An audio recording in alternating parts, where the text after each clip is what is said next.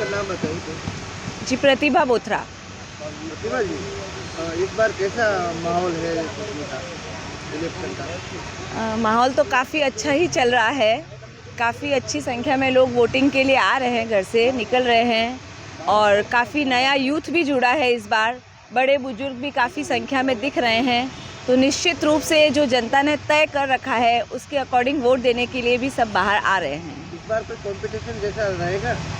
Competition तो राजनीति है तो निश्चित रूप से रहेगा। हर पार्टी जी जान से लगी हुई है अपनी अपनी तैयारी में। आज जो पिछले लगभग 6 महीने से तैयारियां चल रही है, तो हर कोई अपने अपने तरीके से तैयारी में लगा है। तो निश्चित रूप से कंपटीशन रहेगा और अच्छा कंपटीशन देगी पार्टीज एक दूसरे को। बाकी डिपेंड्स, रिजल्ट जब आता है तो सामने आ जाएगा नतीजा।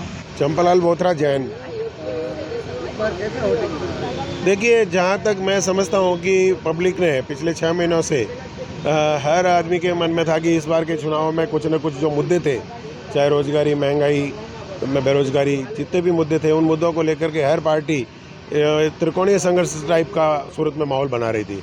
आम आदमी पार्टी की एक नई एंट्री थी, इस वजह से अलग अलग मुद्दे जो परिवार से जुड़ते हैं वो भी लेके आई। कांग्रेस अपने मुद्दों पे लड़ाई लड़ रही थी और बीजेपी का 27 साल का शासन था, तो उनको अपना विकास की बात करने के लिए वो बाहर आए थे।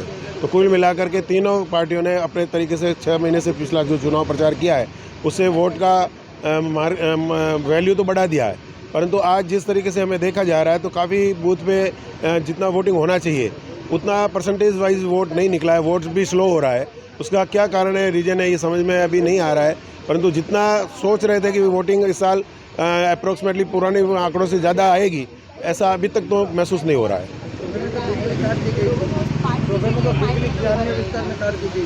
देखिए, ये सरकार कहीं ना कहीं जिस तरीके से जो मैसेज भेज रही है वो पब्लिक के लोकतंत्र के लिए हित में नहीं है।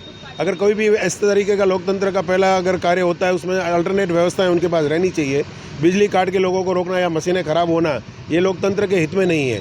क्योंकि अगर सरकार इस तरीके का कोई भी कार्य करती है या वोटिंग धीरे कराने की पद्धति लाती है, तो जो हम मतदान जागृति अभियान चलाते हैं उनको कहीं ना कहीं व्यवधान अगर सरकार ही देगी तो निश्चित रूप से लोकतंत्र किस ओर जा रहा है वो हमें तय करना होगा।